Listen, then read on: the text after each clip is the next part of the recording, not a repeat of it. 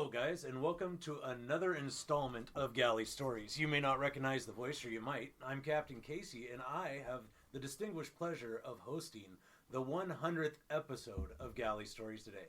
And the subject of the man we're going to be interrogating here is Mark Kaler, the general host and the creator of Galley Stories. And it's kind of a really special episode for two reasons. Number one, it's the 100th episode. The first one dating back to February of 2018. And number two, it's Mark Kaler's birthday. So we got to put it. How old are you now, Mark? 52 today. 52. Wow, that's like 106 in dog years or something. I don't even know the number. But so Galley Stories came about. You know, it's from the Bering, stories from the Bering Sea and beyond, right? We've had lots of different episodes that I've listened to personally from guys really that kind of come from across the globe. How did this all get started? Where did you come up with this idea? Well, okay. I think we recorded our first one in February of 2018. The Christmas right before that, I was down in Texas at my brother's house. And my brother had just retired as a master sergeant from the Army, which is an E8. Very proud of him for that. And I'm in the room with my brother and my grandfather. Not my biological grandfather, but my uncle's father, who was in our family from very, very young. And these two start talking about combat and their experience in combat.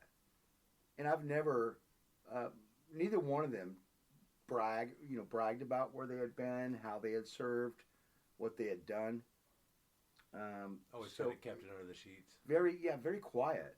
In fact, to be honest, I didn't truly know that my grandfather had served in the way that he did. So these two were talking, and I'm hearing, you get two retired military guys talking, and they're passionate about it, as they should be, right? Right.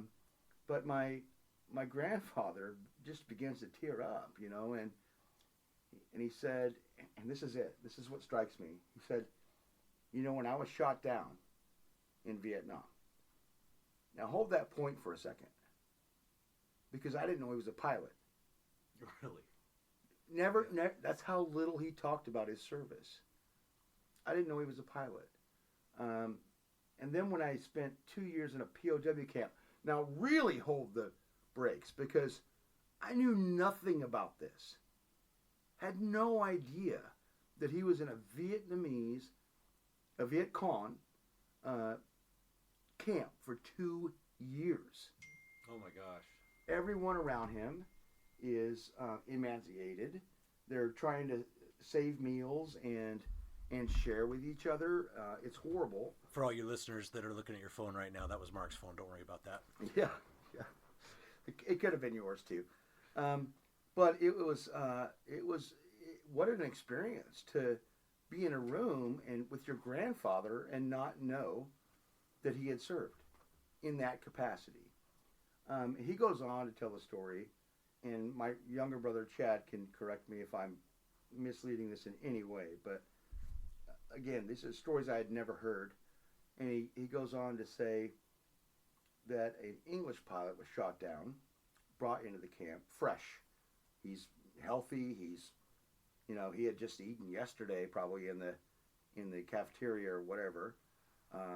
He's healthy, and he comes in and looks around, and he says, "These guys are gonna die here, and I'm not staying."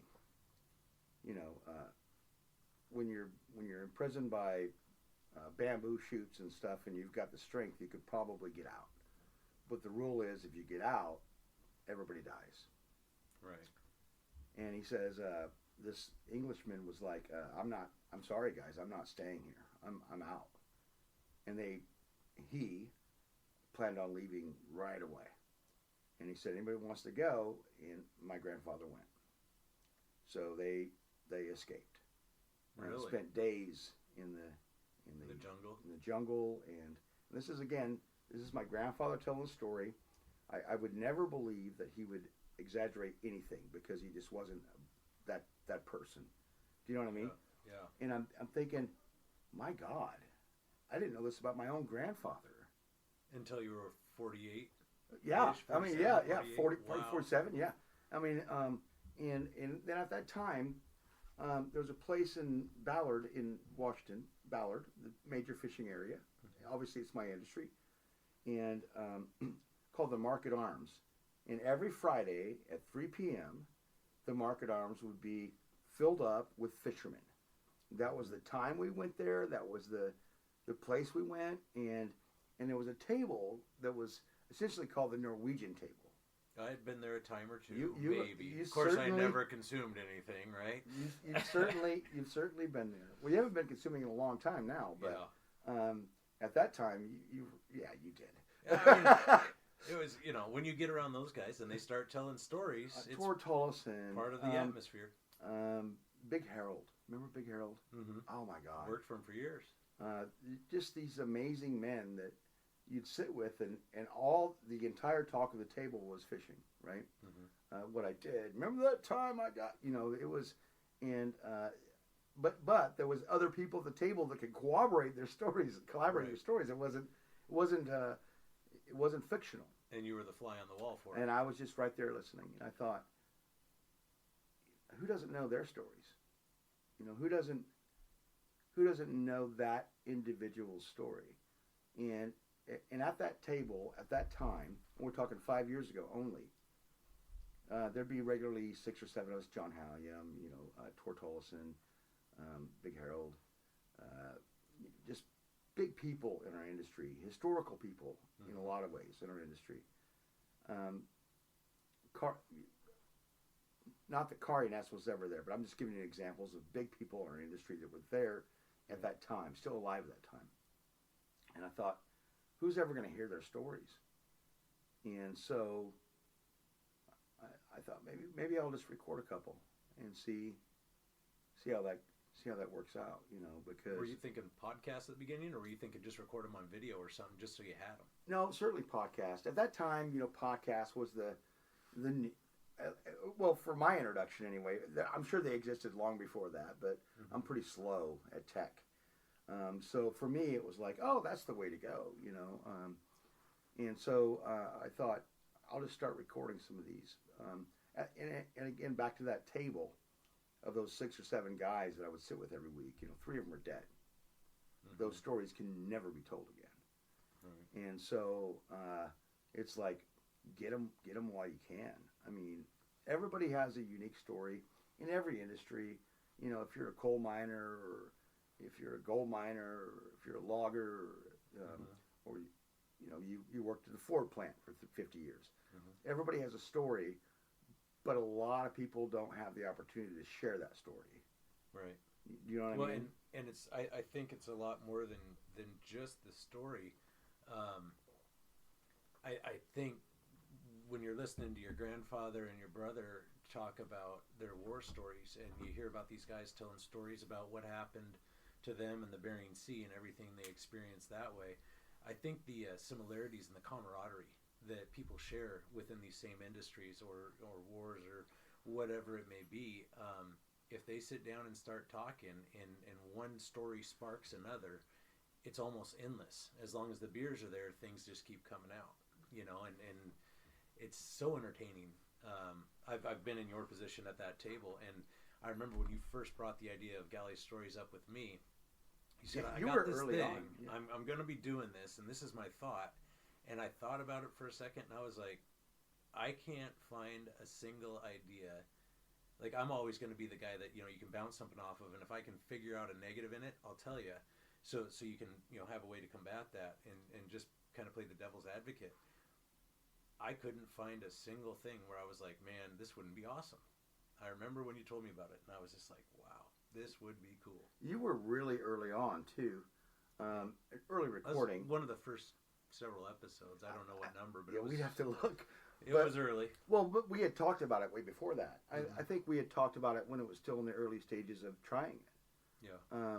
Just to bounce it off you, right? So the first episode, which was later, very, very later published, it was a test episode with Craig Jensen, I brought him out to the Gale. Remember the Gale, my boat? Yep. And made him a Manhattan, right? Because that's his thing. And we just recorded it. And his episode didn't come out until much later. One that Stephanie actually introduced at a later point. But that was the first test, just to see, one, if my recording equipment would work, because everything I have is like just basic stuff, right? And that was the first recording we did, which never saw the light of day till probably 20 episodes later. But it was just a sample of it. That's sometimes how these things go. I know when I recorded a lot of video, it was a lot of it got put in the locker, so to speak, and then pulled out later and added into different things as it just kind of fit the story timeline a little bit better with social media and whatnot. So out of 100 episodes, what would you say was your favorite episode to record, or the most memorable story? Man, probably the most memorable would be Tor Tollison,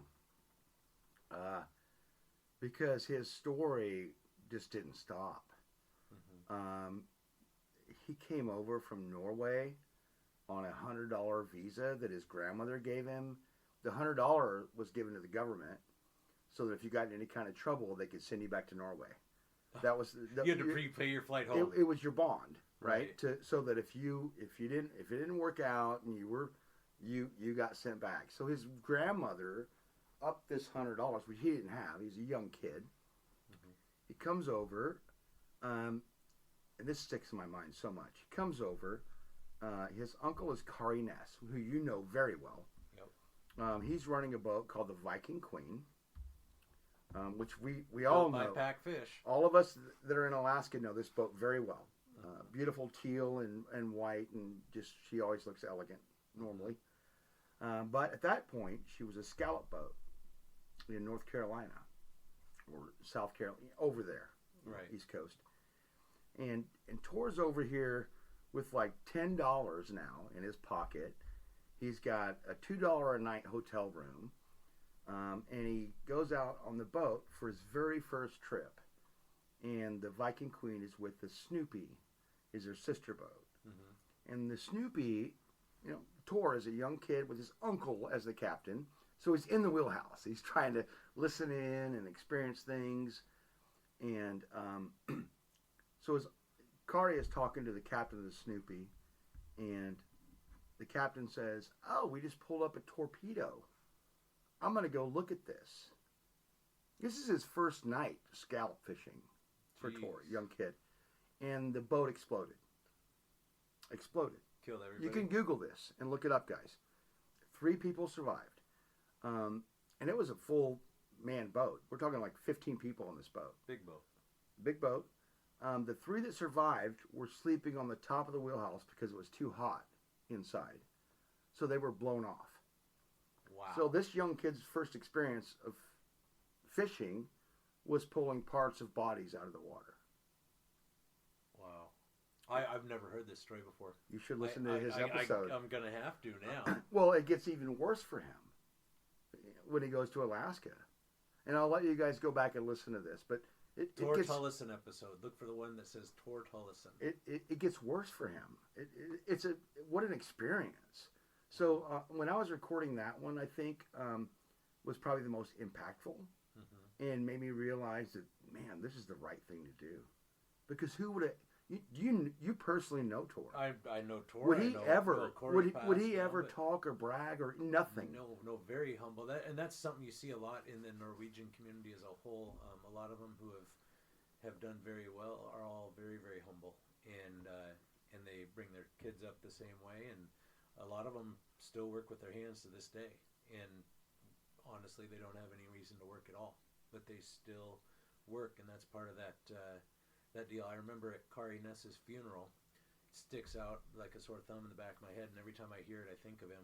That song by Tim McGraw, "Always Be Humble and Kind."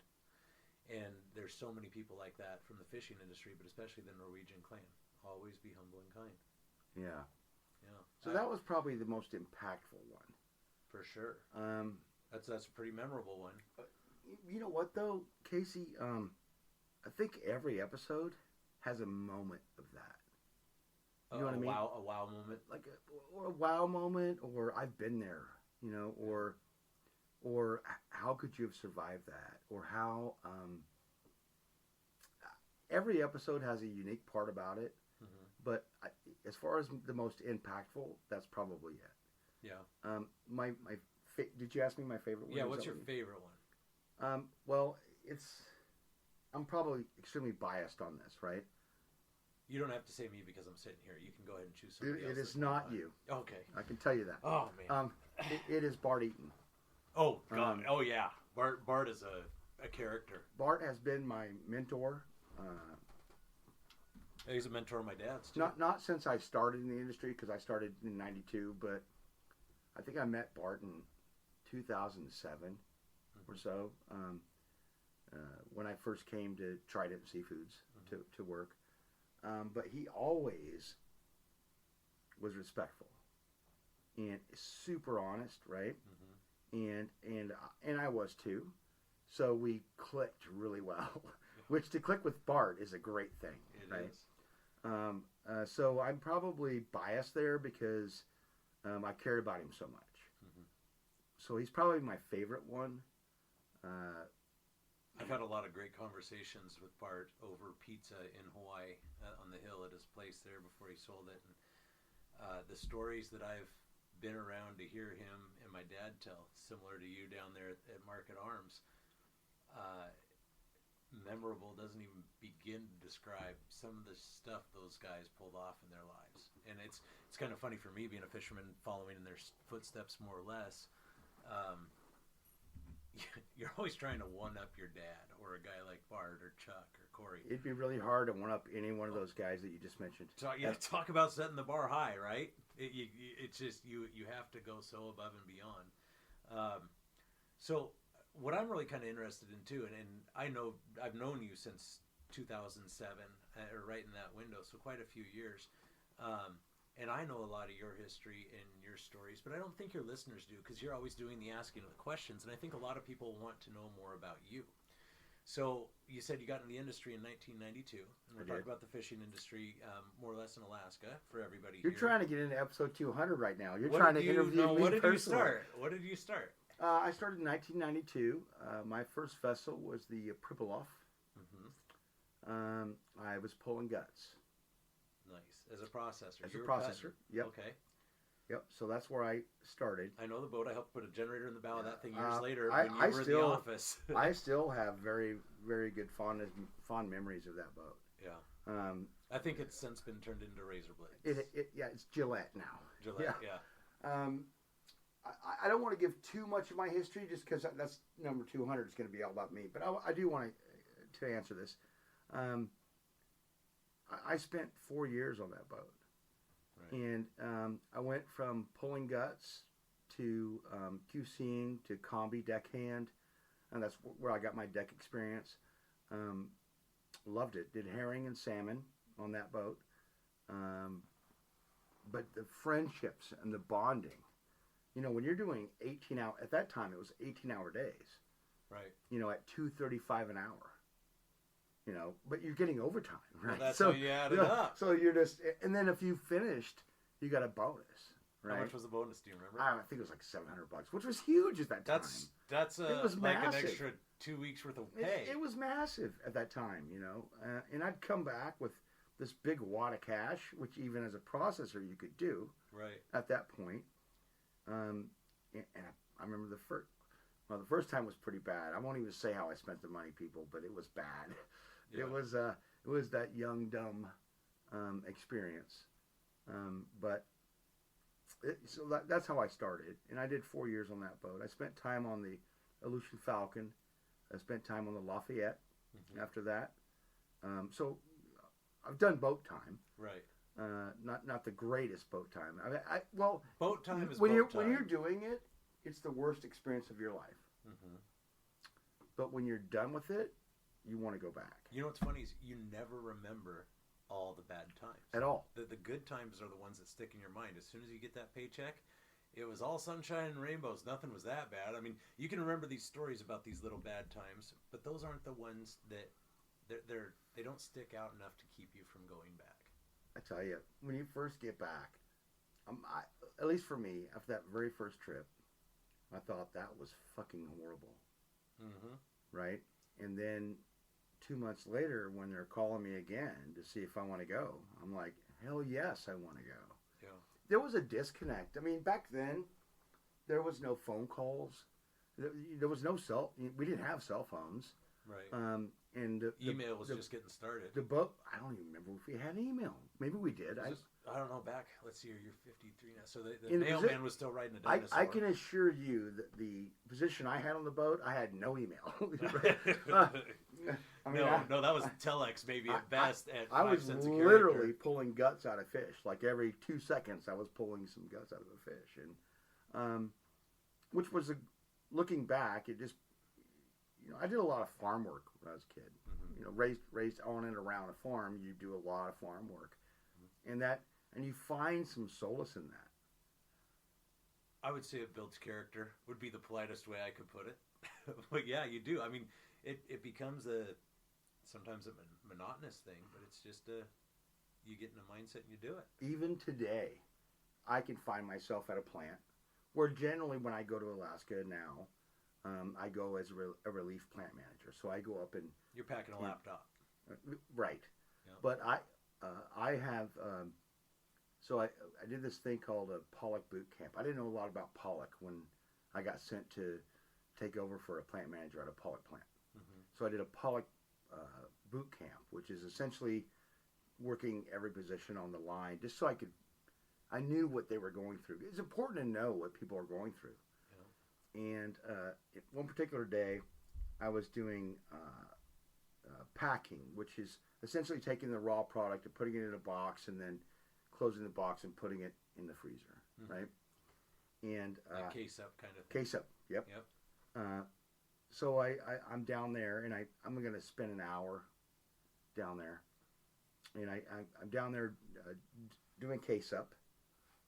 And then about 4 hours later, I get a tap on the shoulder that says, "Hey, are you going to go run the morning meeting?"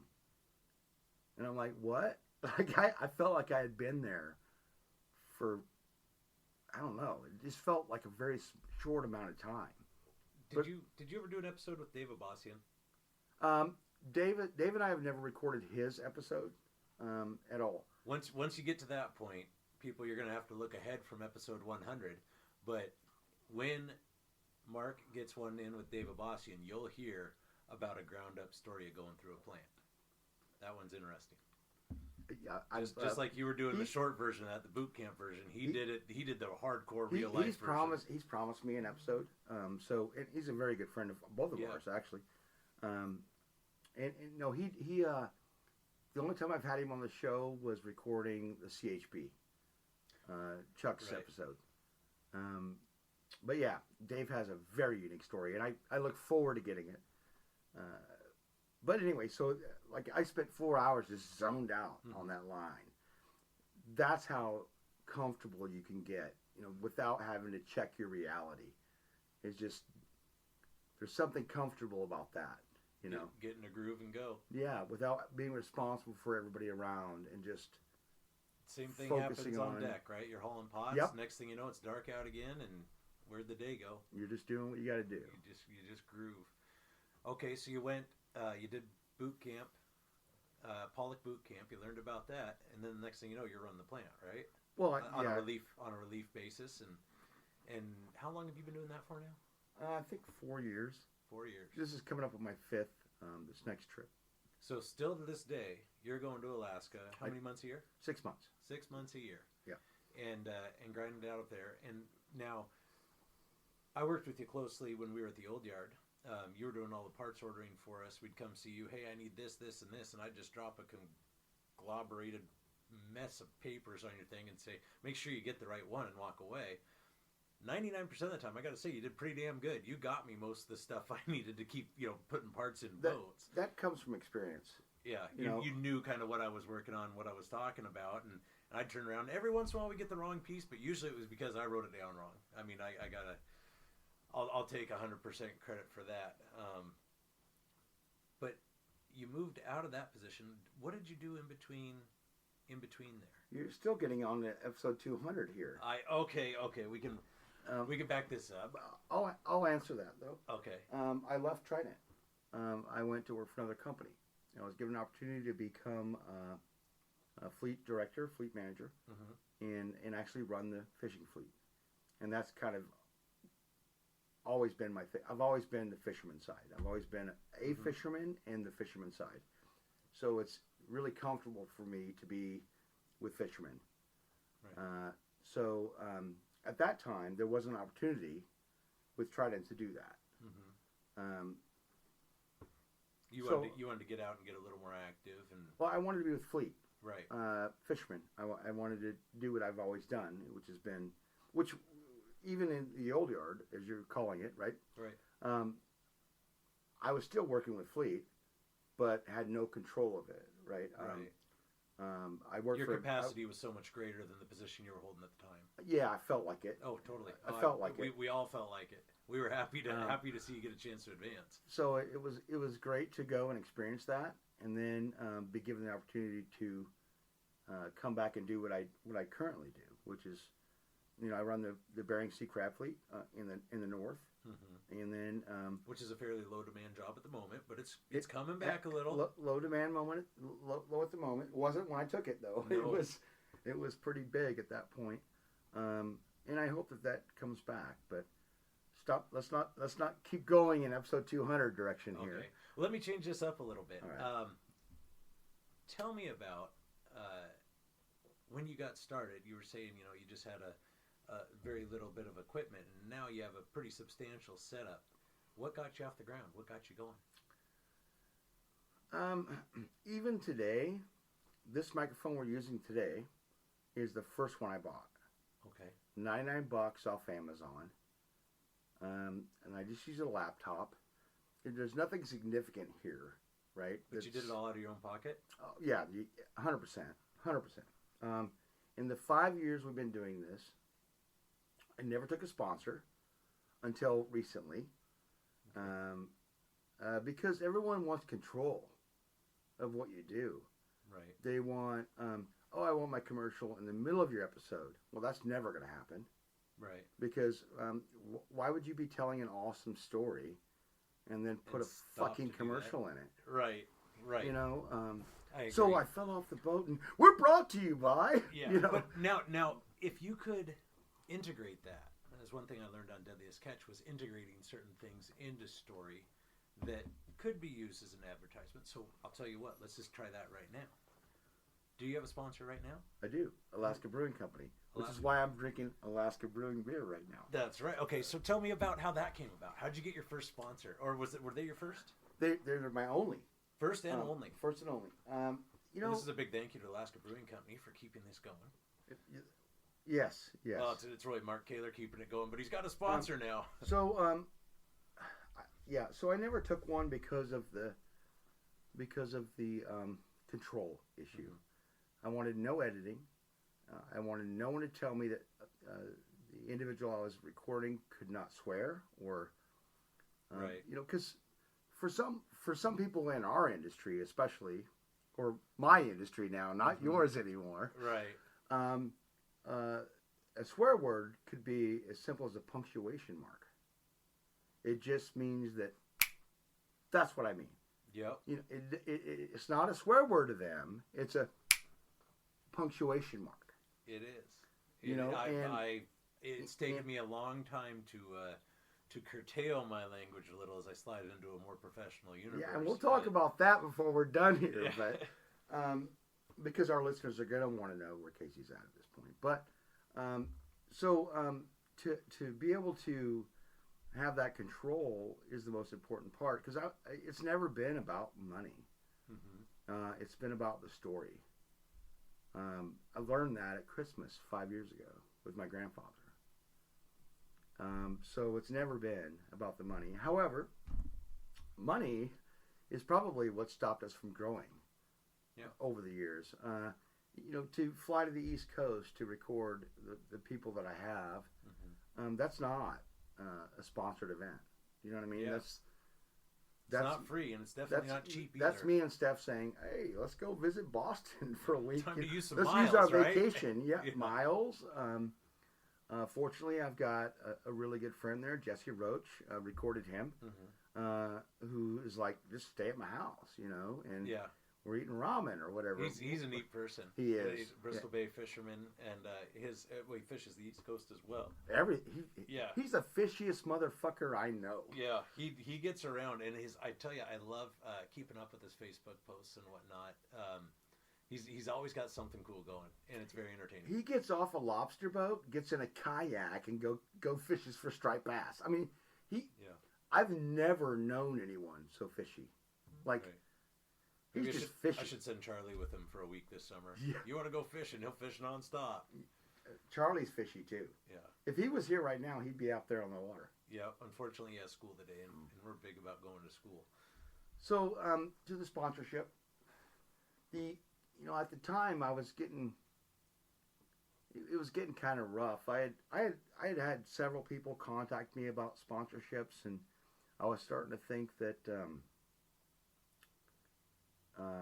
Galley Stories was becoming more of a burden financially than anything else. And so at the time, I'd been contacted by some pretty big names that just wanted the control part of it, the commercial in the middle, and can you cut out the swearing, and had I have done any of that, it could be huge. You know, it could be, but it wouldn't have the same pizzazz. Correct. It could have been a lot of things. Yeah.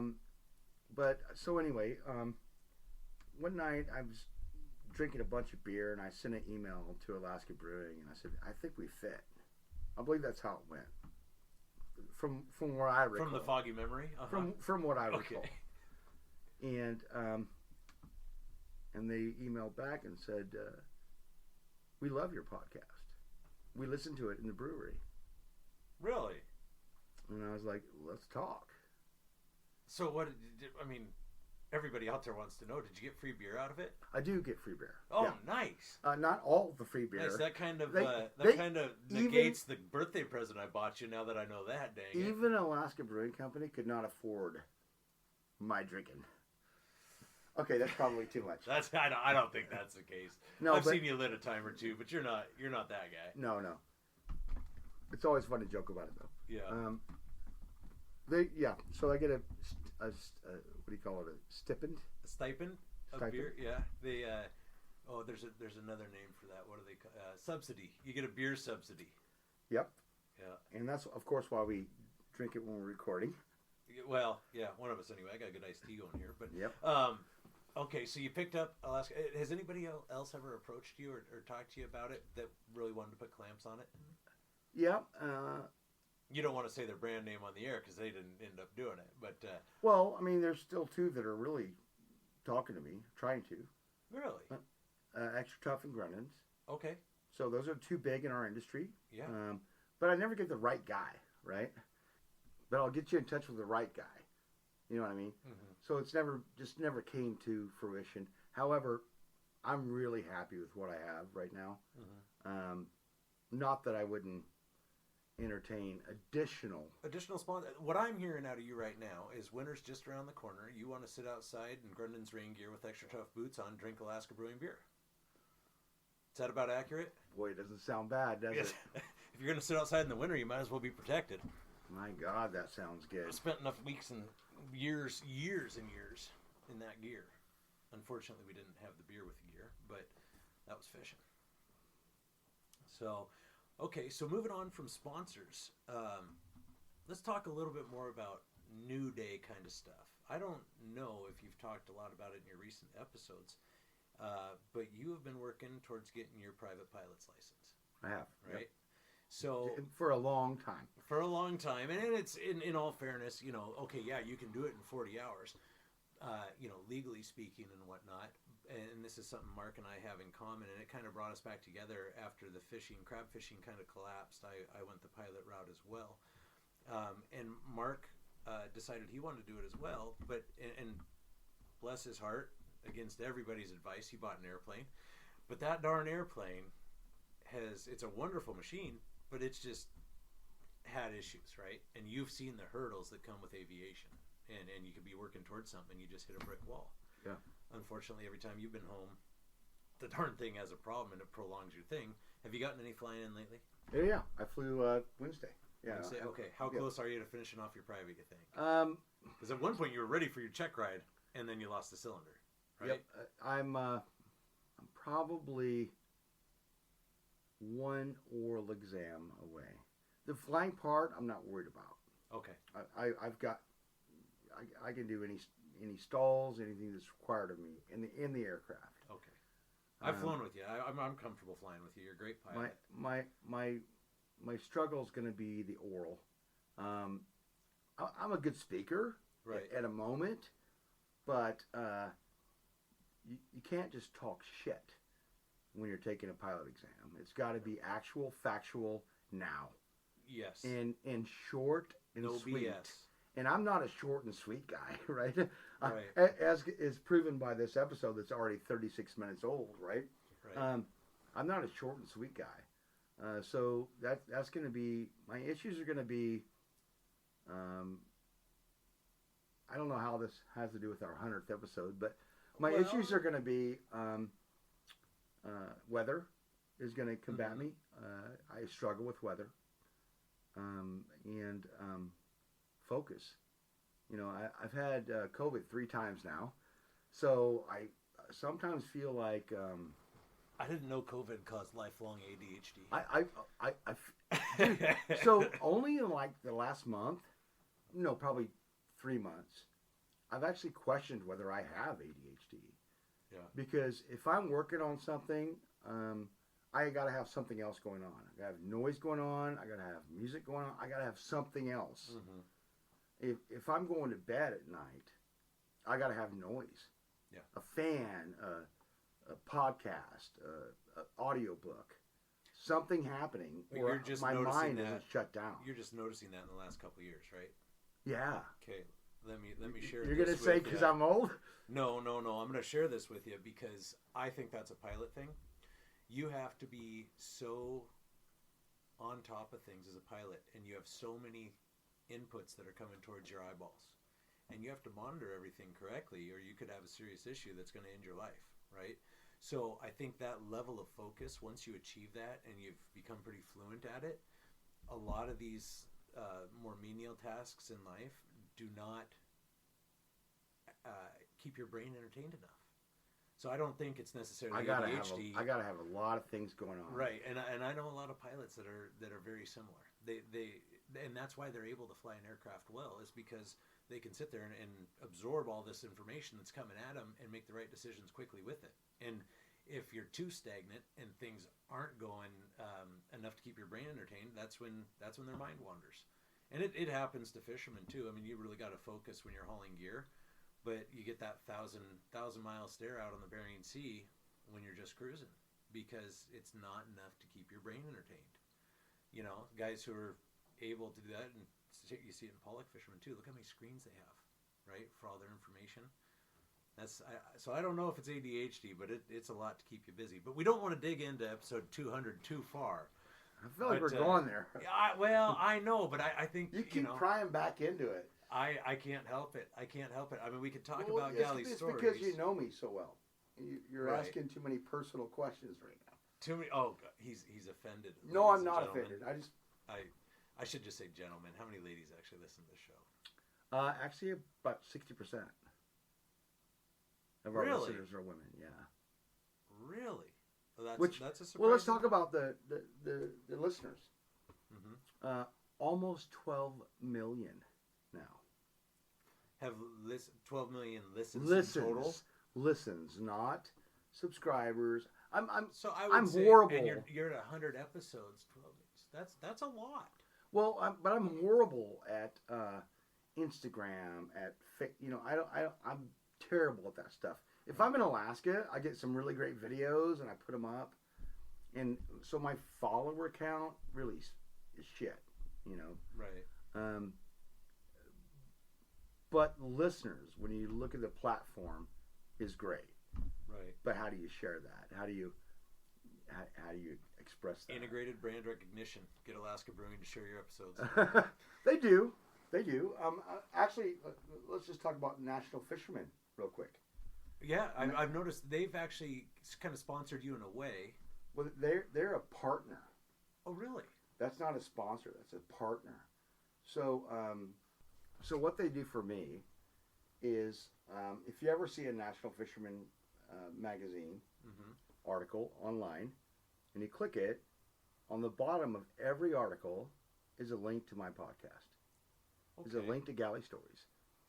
They also, the Pacific Marine Expo gives me a spot at Pacific Marine Expo every year. So you get the desk, and that's part of National Fisherman. Yeah, well, those spots are really expensive. Oh, they give you the whole booth. They give me the booth. Well, those are expensive. They're really expensive. So I get the booth. Oh, that's awesome. Really awesome. So they've been great, and they've been probably the best supporters from the very beginning. They were the first to ever approach me about supporting, not sponsoring, but supporting, and how can we help, and how can we share these stories. So they've been the ones, right? Right. So where did your first dollar come in the door for Galley Stories? Obviously, National Fisherman's been more of a partner. You got some money from Alaska Brewing as a sponsor. Mm-hmm. What was the first buck you ever made, or that ever came across the doorstep? Deadliest Catch. Really? I recorded Nick McGlashan, a good friend of mine, good friend of yours, actually. Yep. I miss that guy. Who passed away, and they wanted to use some of the sound bits off of his episode. And so my better half, being an attorney, wrote up the contract to allow them to use it. And so we did, which you guys can find that. I think it's called Life on the Rail. Okay. Nick McGlashan. So they used it. So part of that was that they had to put Galley Stories on the screen, whenever they were using a clip of Nick from my show, or from Galley Stories. And I imagine you got some listens from that. Yeah, anytime you get a big guy on there, right? You get a lot of listens. When yours came on, I got a lot of listens. When Sean Dwyer's came on, obviously the big guys in our industry that are known outside of our industry. Mm-hmm. Obviously, you get more listens and shares and and their notoriety grew through Zach Larson. Yeah, you just and any one of those guys shares your stuff, and you get a boost. Mm-hmm. But so Nick's was the first time that we ever saw an income, but that all went to Fisherman's Memorial in Nick's name. Because again, at that point, and even still today, it's not really about the money. It's about the stories. It'd be great to have more sponsors, or even better would be the gear store, right? Right. What was the gear store online has got to happen. Galley Stories Gears. It is. It's on there. Oh, it's on there. There's a link. I know I have the sweatshirt, but I got it from a good buddy of mine who gave it to me for free. So you can actually go online and buy Galley Stories gear and help support what you got going. Yeah, on the bottom of every probably only the last like 5 episodes or so, there's a link there that you can go to and do that. Well, if you guys are enjoying listening to this, go to galleystories.com or go to the link on the bottom of the page and buy yourself a little Galley Stories gear. It's got a cool little logo and, represent. Oh, let's talk about the logo. How'd the logo come about? Okay, I got a great story about that.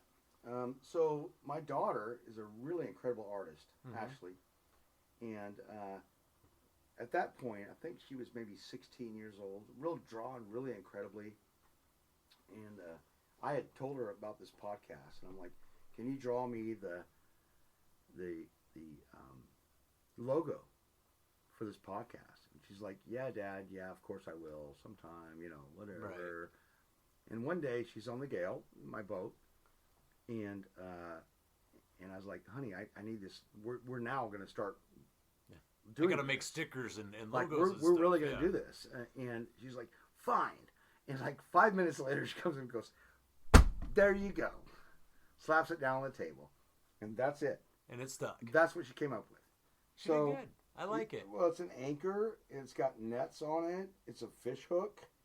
It's actually not even proper, but it is cool. It is cool. Yeah. I like it. I think she did a wonderful job. In like 5 minutes, and she's like, "There you go, Dad. I'm done." You know.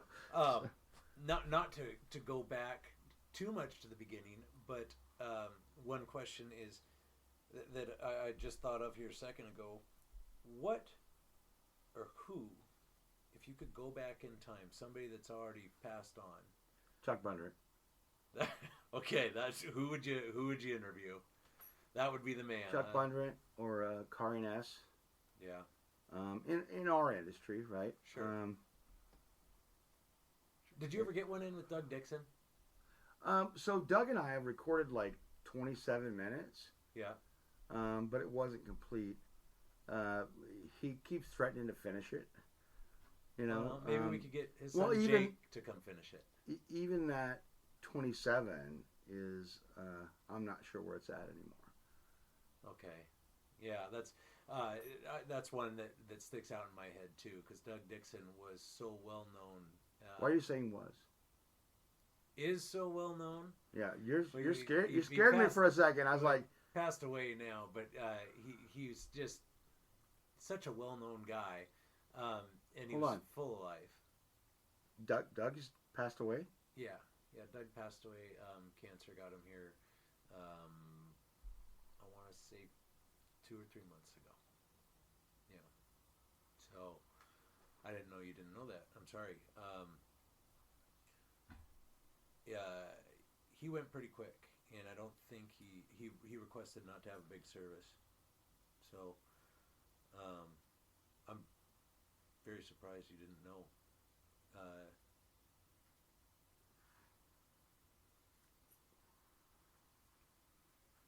Yeah.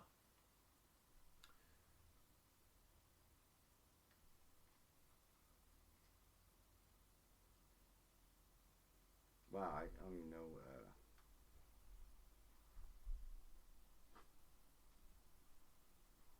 I can't even respond to that. Yeah. There's a moment of silence for Doug.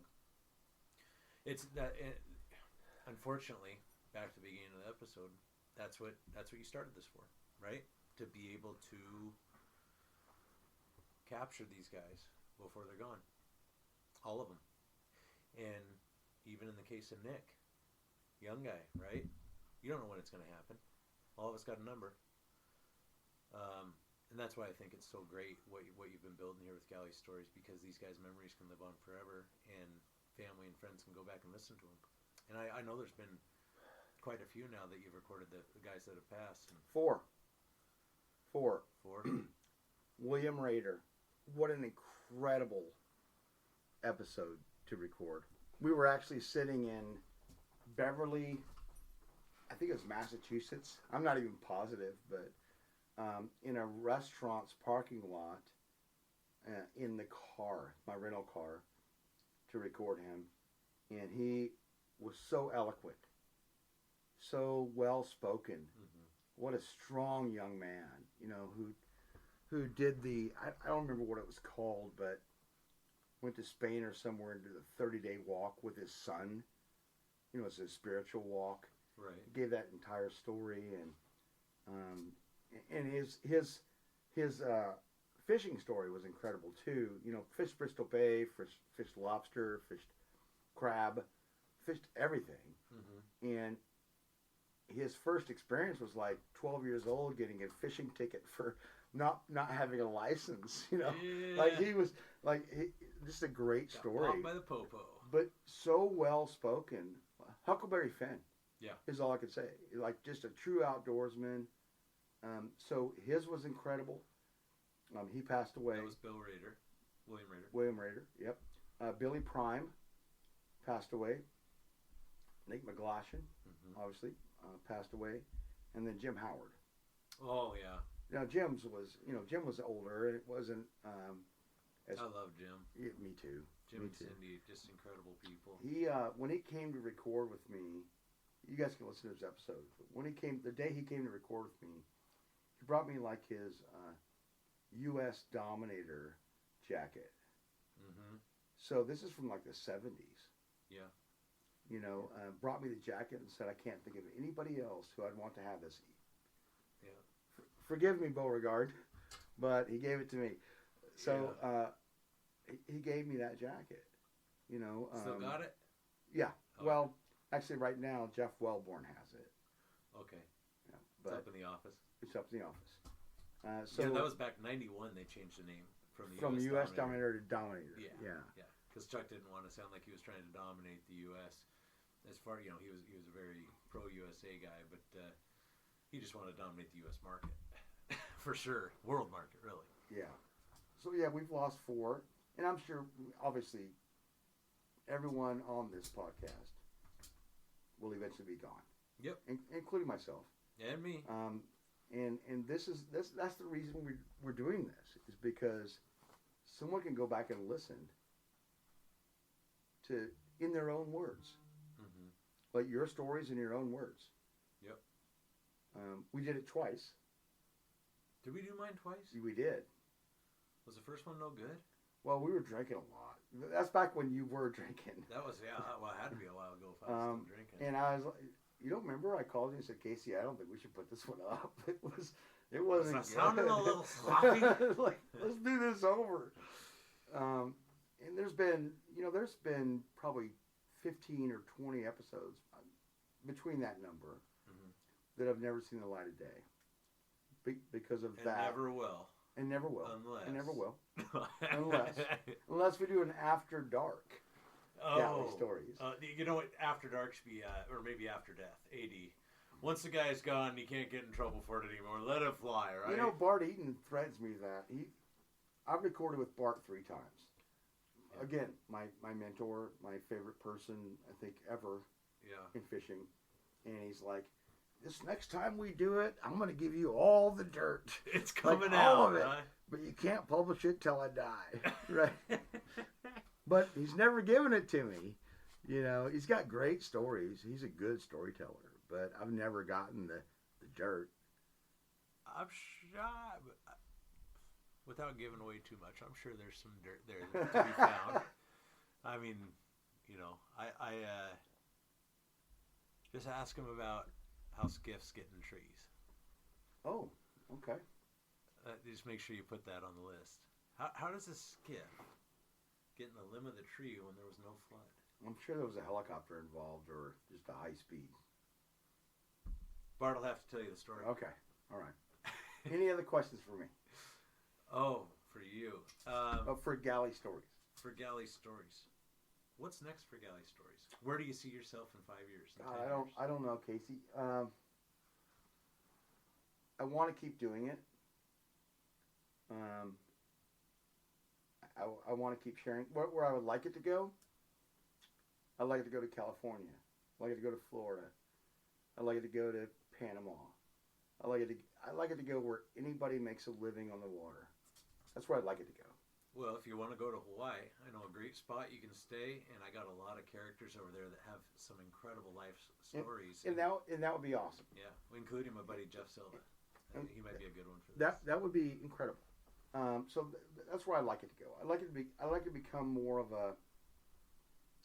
Right now, we pick our destinations for vacation on 2 things: baseball fields that we haven't been to yet, or where I can record. That's how we pick our vacations. So now, unless you get a sponsor that's going to cover the travel, you got to kind of look at how many miles are in the account too, right?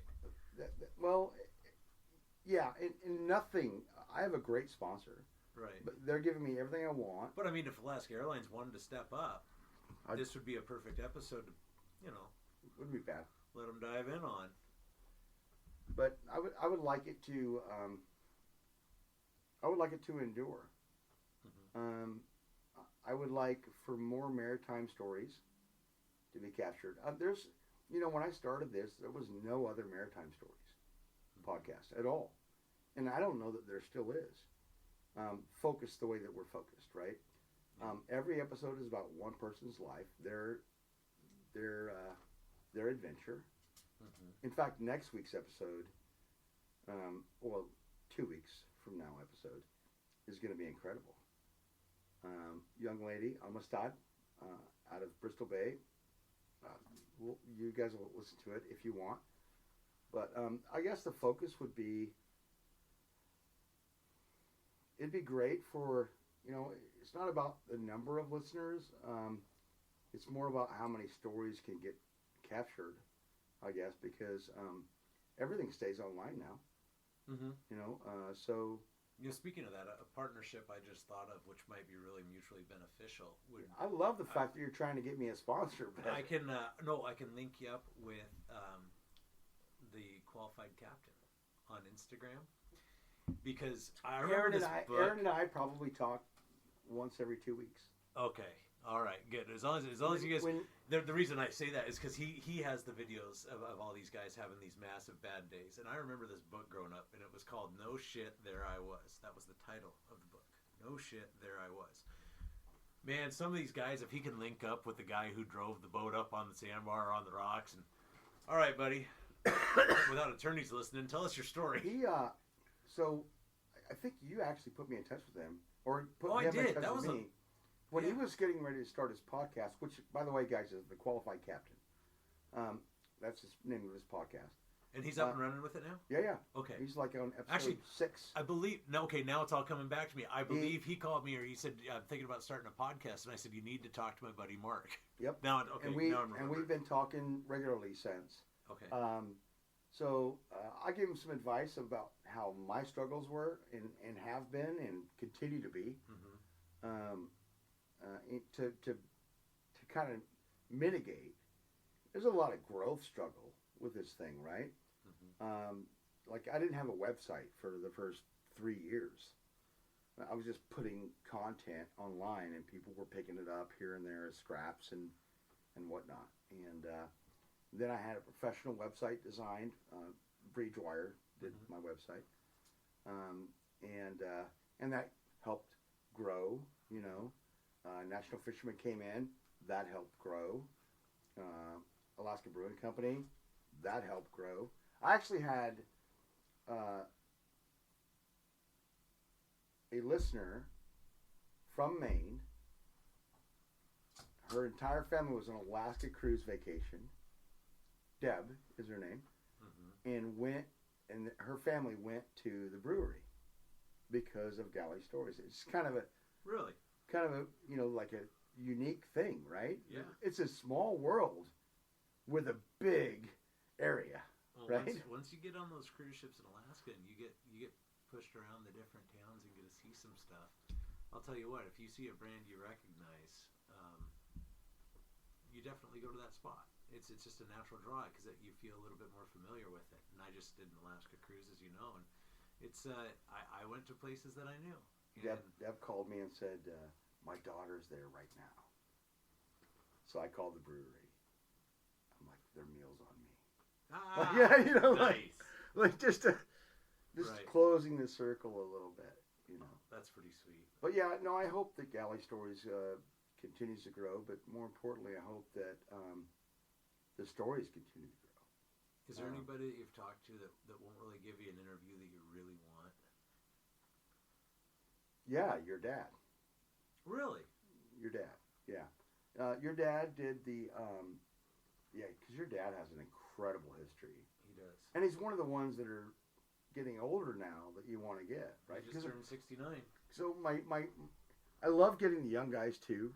No offense to any young guys, right? But the maritime history of the older guys is the ones we're going to lose. Right. And so your dad did the CHB episode, the Chuck Bundred episode, and it was incredible. But we got none of his story out of it. Right. So your dad would be a good one. Knut Olson, I want to get. That would be wonderful. I want to get him really bad. Okay, well, I think those two would definitely be very interesting to listen to. It looks like we're getting a little long in the tooth here for our episode. We're coming up close to an hour. But I'll give you a little bit of time on my podcast here to thank whoever helped get you off this ground. Who's been the key players? Probably, probably. I was gonna say Stephanie has been an avid supporter, big time. Mm-hmm. But I think there's a lot of them actually. I would say our industry. There you go. Everyone who listens, in our industry anyway, is like, wow, it's amazing. Thanks for doing that. And that makes you feel good to hear that, I went into a bar once, because I do that occasionally, and a girl had on a Galley Stories hat. Didn't know her, but there it was. Nice. And that's kind of a really cool feeling. Your brand's getting out there. Slowly. Well, let's get it out there a little faster. Everybody like and share this. And as never before, I've been your host, Captain Casey McManus, on this one and probably only time I'll be given the reins to host this with Mark Kaler here for Galley Stories. Make sure you guys continue to listen in, and we'll see you on the next episode. Yes, we will. But before we go, what's happening with Casey? Oh. Just real quick. Just a small snippet. Crab fishing crash, bought an airplane, got trained up in it, got a job, and I'm going to be flying for a living soon. So if all things go well in the next year and a half, 2 years, I'll be Captain Squared. So if you hear that, hello, ladies and gentlemen, welcome aboard Flight 1736. This is your captain, Casey. You'll know you're in good hands because I'm good at driving big things. All right, end it there. All right, we'll see you guys next time. See ya.